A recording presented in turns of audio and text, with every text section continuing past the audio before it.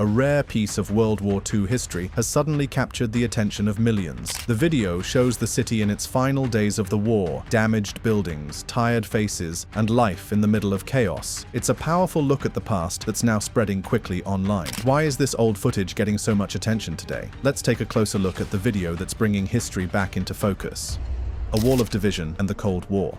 The story of the Berlin Wall begins with a crisis that had been brewing throughout the 1950s. The German Democratic Republic, East Germany, was hemorrhaging population at an alarming rate. Between 1949 and 1961, an estimated 2.5 to 3 million East Germans fled to the West, representing approximately 20% of the country's population. This exodus included a disproportionate number of young, educated professionals, doctors, engineers, teachers, and skilled workers, creating a demographic and economic catastrophe for the fledgling socialist state. Berlin, with its unique status as a divided city, provided the primary escape route. Despite the political division, movement between sectors remained relatively unrestricted, allowing East Germans to simply cross into West Berlin and from there travel to West Germany. By early 1961, this flow had reached approximately 1,000 people per day, a staggering rate that threatened the very viability of the East German state. Walter Ulbricht, the leader of East Germany's ruling Socialist Unity Party, SED, faced an impossible dilemma. The population drain was unsustainable, yet attempting to seal the border within Berlin would risk confrontation with the Western powers and violate the four power agreements governing the city. For months, Ulbricht publicly denied any intention to build a wall, famously declaring in June 1961, "Nobody has the intention of building a wall," a statement that would soon be exposed as a blatant falsehood. The decision to seal off West Berlin ultimately required Soviet approval, given the significant geopolitical implications. Soviet Premier Nikita Khrushchev, concerned about the stability of the Eastern Bloc and the credibility of the Warsaw Pact, gave that approval in early August 1961. The operation was planned in strictest secrecy, with only a handful of East German and Soviet officials aware of the details. In the early hours of Sunday, August 13, 1961, the citizens of Berlin woke to find their city irrevocably transformed.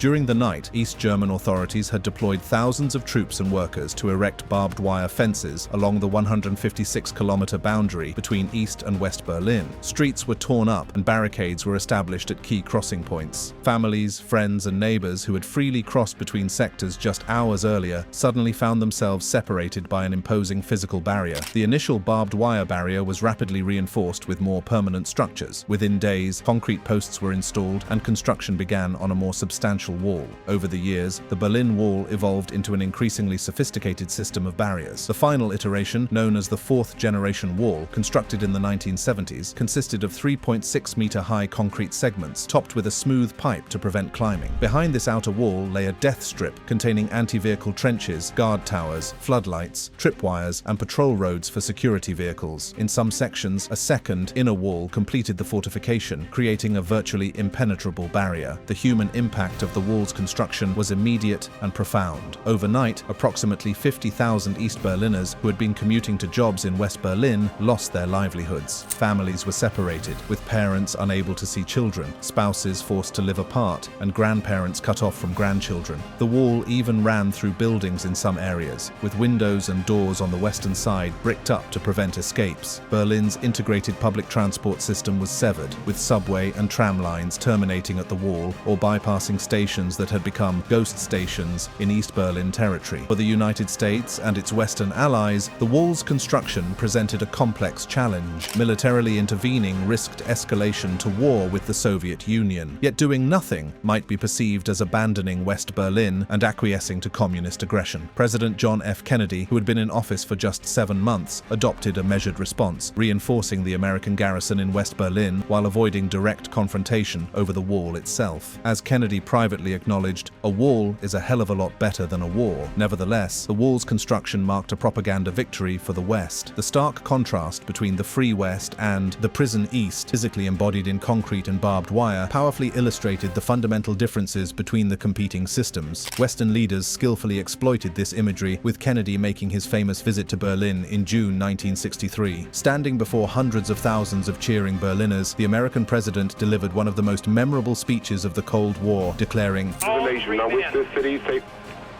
wherever they may live, are citizens of Berlin.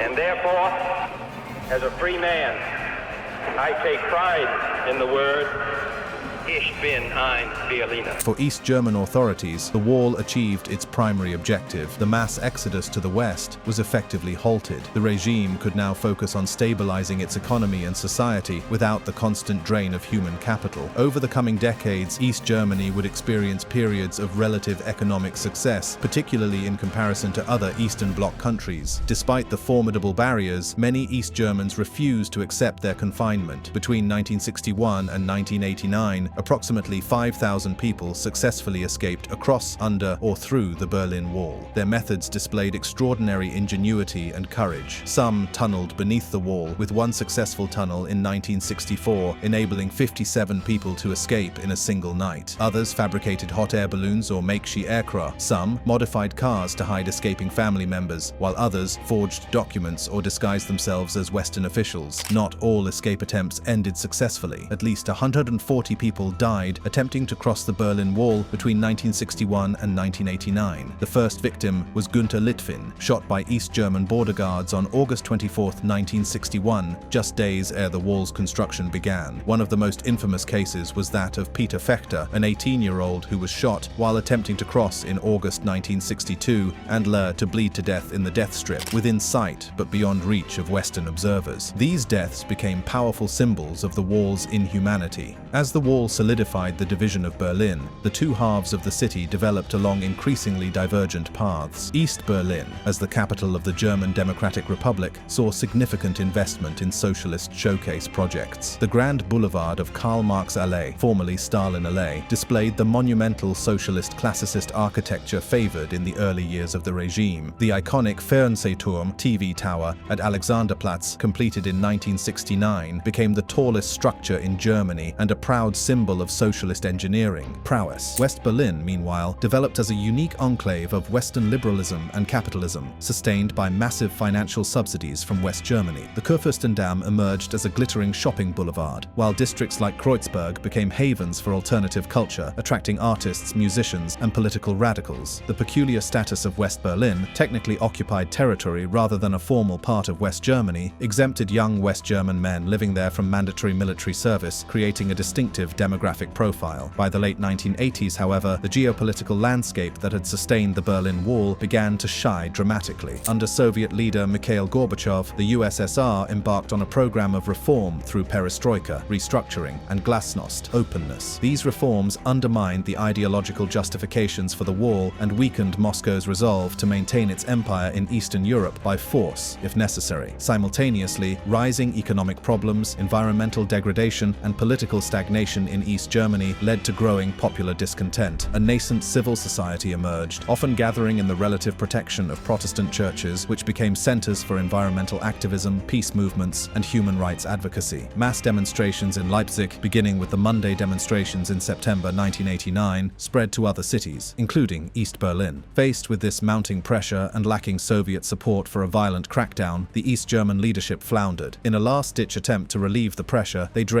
new regulations allowing for private travel to the West with appropriate permits. However, in a fateful press conference on November 9, 1989, SED spokesman Günther Schabowski, inadequately briefed on the details, announced that the new regulations would take effect immediately. This improvised statement, broadcast live on television, had an electrifying effect. East Berliners began gathering at border crossings, demanding to be let through. Border guards, lacking clear instructions and facing growing crowds, eventually opened the gates. By midnight, thousands of East Berliners had flooded into West Berlin, many crossing the wall for the first time in their lives. Impromptu celebrations erupted throughout the city, with strangers embracing, champagne flowing, and jubilant crowds climbing onto the wall itself. Scenes broadcast worldwide as the most powerful visual representation of the Cold War's end. The opening of the wall set in motion a rapid sequence of events that would lead to German reunification less than a year later. With freedom of movement established, the raison d'etre of the East German state quickly evaporated. Free elections in March 1990 brought to power a government committed to rapid unification with West Germany. After intensive negotiations between the two German states and the four Allied powers, the US, USSR, UK, and France, reunification was formalized on October 3, 1990, with Berlin designated as the capital of a united Germany. The physical dismantling of the wall began almost immediately after November 9th, with jubilant crowds chipping away souvenirs, soon joined by official demolition crews. By 1991, most of the wall had been removed, with only only a few sections preserved as memorials. The most famous of these is at Bernauer Straße, which includes preserved sections of both the outer wall and the death strip with its various security elements, all these to remind the world about the end of the war. The fall of Berlin.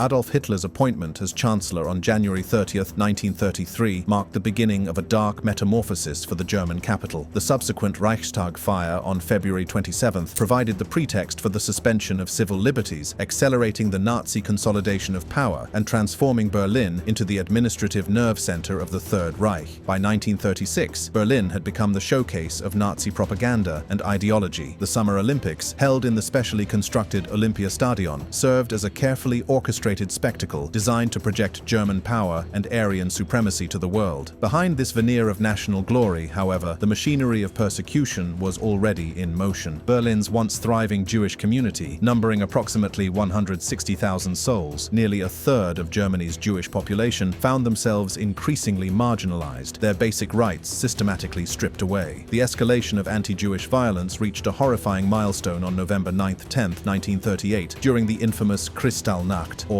Night of Broken Glass. Across Berlin, synagogues were set ablaze, Jewish businesses vandalized, and thousands of Jewish men arrested and sent to concentration camps like Sachsenhausen. This coordinated pogrom marked a significant intensification of the Nazi persecution, foreshadowing the industrial-scale genocide that would follow. As World War II erupted with Germany's invasion of Poland in September 1939, Berlin assumed its role as the strategic command center for Nazi military operations. By 1943, Allied bombing campaigns targeted the German capital with increasing frequency and ferocity. The British Royal Air Force and later the American Army Air Forces launched a sustained aerial assault on Berlin, aiming to destroy its industrial capacity, cripple its infrastructure, and break civilian morale. The scale of this aerial bombardment was unprecedented. Between 1943 and 1945, Allied aircraft dropped over 65,000 tons of bombs on Berlin, with the Soviet Air Force adding another 40,000 tons in the final weeks of the war. Major raids, such as those on November 22, 1943 and February 15–16, 1944, left vast swathes of the city in ruins, killed thousands, and rendered hundreds of thousands homeless. The psychological impact of these raids was profound, as author Hans-Erich Nosack eloquently articulated in his reflections on the destruction of his hometown. Someone might think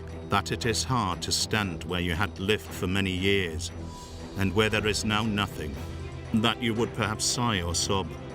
But it is not hard, simply incomprehensible. So incomprehensible that you cannot weigh it. Indeed, that weight is so appallingly heavy, it is almost impossible to describe. By 1945, approximately 70% of Berlin's buildings lay damaged or destroyed, yet despite the physical devastation and the mounting casualties, civil order was largely maintained, sustained by a combination of Nazi propaganda, fear of retribution, and the basic human instinct for survival. As the Allied bombing campaign intensified, Berlin's Jewish community faced an even more terrifying fate. From October 1941 to April 1943, systematic deportations emptied the city of its Jewish population, sending them to ghettos in the east and ultimately to death camps. Assembly points like the Jewish cemetery on Grosse Hamburger Street became sites of unimaginable anguish as families were torn apart, never to reunite. Many, facing the prospect of deportation, chose suicide instead. The relentless bombing raids forced a mass exodus from the city. By 1944, approximately 1.2 million people, including 790,000 women and children, had been evacuated to rural areas. Yet paradoxically, as the Red Army advanced from the east, refugees from Germany's eastern territories flooded into Berlin, creating a humanitarian crisis amid the ruins. By early 1945, the war was quite literally approaching Berlin's doorstep. The Soviet juggernaut, having smashed through Poland and East Prussia, was poised to strike at the heart of the Third Reich.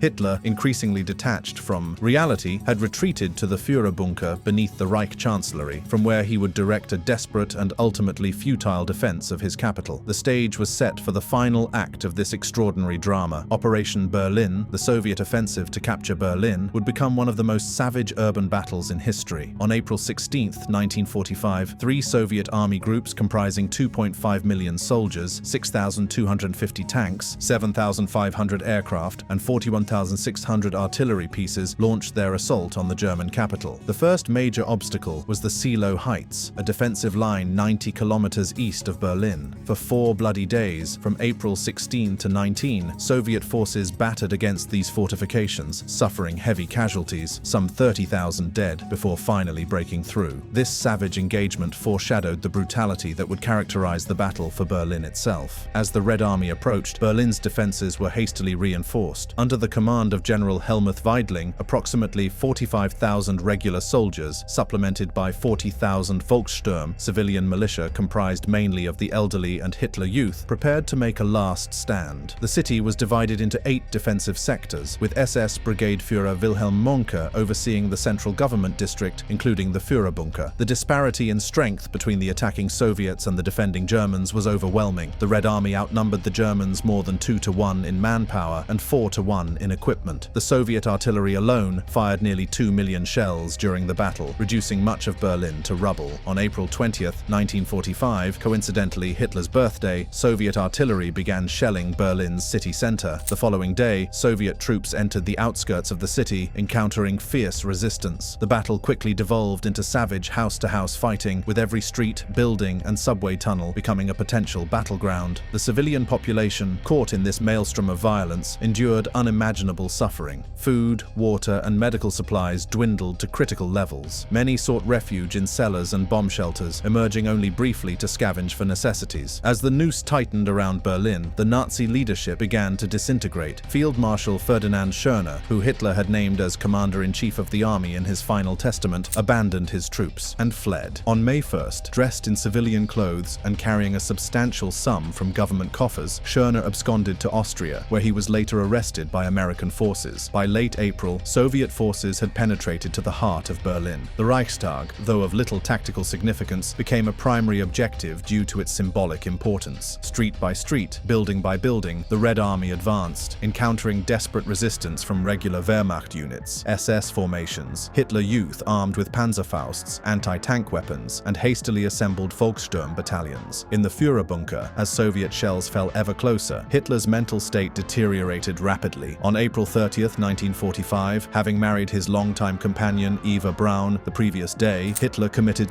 suicide. His body, along with that of Braun, was partially burned in the garden of the Reich Chancellery to prevent capture and desecration by Soviet forces. With Hitler's death, what little remained of organized resistance began to collapse. On May 2, 1945, General Weidling formally surrendered the Berlin garrison to Soviet forces under General Vasily Chuikov. The battle for Berlin was over, though sporadic fighting continued in pockets until Germany's unconditional surrender on May 8th, officially May 9th in the Soviet Union due to time differences. The human cost of this apocalyptic struggle was staggering. The battle claimed approximately 81,000 Soviet lives, with another 280,000 wounded. German military casualties are estimated at 92,000 killed and 220,000 wounded, with civilian deaths ranging from 22,000 to 125,000. Not a single high-ranking Wehrmacht officer felt the need to ignore Hitler's insane orders and prevent the slaughter of the last few weeks of the war.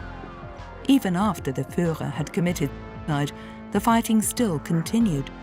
Thus, in the final week of the Second World War, 95,000 German soldiers met a senseless end. The fall of Berlin represented not just the military defeat of Nazi Germany, but the collapse of an ideology that had plunged the world into the most destructive conflict in human history. Hitler's 1,000-year Reich had lasted just 12 years, leaving in its wake millions dead, Europe in ruins, and Berlin, once envisioned as the monumental capital of a Nazi empire, reduced to a shattered, smoking wasteland. The story of Berlin after World War II is one of division and hardship, but also of resilience, reconstruction, and ultimately renewal. The aftermath of Berlin's fall. As the guns fell silent in May 1945, Berlin lay in ruins, its population traumatized and its infrastructure shattered. The once proud imperial capital, which Hitler had dreamed of transforming into Germania, the monumental centerpiece of his 1,000-year Reich, was instead a wasteland of rubble and destruction. The human landscape was equally devastated. Of Berlin's pre-war population of 4.3 million, only 2.8 million remained, the rest having fled, been evacuated, or perished. Those who survived faced acute shortages of food, medicine, and clean water. Disease spread rapidly through the overcrowded bomb shelters and makeshift accommodations. Malnutrition was rampant, with daily caloric intake falling to dangerously low levels. An inhabitant of Augsburg, another German city devastated by war, captured the conflicted emotions of those early post-war days in a diary entry on May 8, 1945. What a beautiful day! Nature is fresh and young. The sun is shining and the sky is blue. You would think that a day like this would be full of jubilation and sound, that people would be laughing and weeping for joy, and that the bells would be ringing, because today the word peace is on everyone's lips. Peace in our land. Something we almost dreamt of for 6 long years of war. For Berlin's women, the suffering was compounded by a wave of sexual violence. As Soviet forces conquered the city, hundreds of thousands of women and girls became victims of rape. The exact number will never be known, but estimates range from tens of thousands to as many as 2 million across all German territories occupied by Soviet forces. This mass sexual violence, though acknowledged in Soviet military archives, remained a largely unspoken tragedy for decades. The political reconfiguration of Berlin began almost immediately ere its capture. In accordance with agreements reached at the Yalta Conference in February 1945 and later formalized at the Potsdam Conference, July-August 1945, Berlin, like Germany as a whole, was divided into 4 occupation zones. The Soviet Union, the United States, Great Britain, and France each controlled a sector of the city, despite Berlin's location deep within the Soviet occupation zone of eastern Germany. In the immediate aftermath of war, all 4 occupying powers faced the enormous challenge of restoring basic services and ensuring the survival of Berlin's population. The Tiergarten, Berlin's central park, was deforested for firewood, transforming a once lush green space into a barren landscape of stumps. Vast areas of rubble had to be cleared before reconstruction could begin. Women, known as Trümmerfrauen, rubble women, played a crucial role in this task, forming human chains to sort and salvage bricks and building materials from the debris. Beyond the physical reconstruction, the Allies also embarked on a program of denazification aimed at purging German society of Nazi influence and ideology. General Eisenhower's Proclamation No. 1 stated the Allied intent clearly. We come as conquerors, but not as oppressors. We shall obliterate Nazism and German militarism. We shall overthrow the Nazi rule, dissolve the Nazi Party, and abolish the cruel, oppressive, and discriminatory laws and institutions which the party has created. In practice, this process involved the removal of Nazi officials from positions of influence, the reformation of educational and legal systems, and the prosecution of war criminals. Hundreds of thousands of Germans underwent denazification tribunals, which classified individuals as major offenders, lesser offenders, followers, or exonerated persons. While approximately 2/3 were classified as followers or exonerated, the process was often inconsistent and, in many cases, perfunctory. High-ranking Nazi officials faced more serious consequences. The Nuremberg trials, which began in November 1945, saw 24 major Nazi leaders charged with crimes against peace, war crimes, and crimes against humanity. Among them was Hermann Göring, the former Reichsmarschall, who had been captured in Bavaria and brought to the US interrogation center in Augsburg. Despite his initial bravado, Göring was sentenced to death but committed suicide hours before his scheduled execution in October 1946. As this process of judicial reckoning unfolded, the daily lives of ordinary Berliners remained focused on the immediate challenges of survival. Author Klaus Mann, working as an American reporter in post-war Germany, described the surreal normality that seemed to prevail among the population. You can't even say that he looked particularly unsympathetic. Rather the opposite, in fact. Admittedly, his face did display a certain brutality. And there was often a really evil glint in his eye. His overall appearance was that of a condottieri, someone who, despite all the cruelty he exuded, still had a touch of joviality about him. This apparent willingness to move forward without confronting the past would become a recurring theme in post-war German society. Many Germans, exhausted by years of war and focused on basic survival, were reluctant to engage in collective soul-searching about their complicity in the Nazi regime. As Göring himself cynically claimed, "Had I known what was happening in the concentration camps," Göring claimed, "I would have taken vigorous action."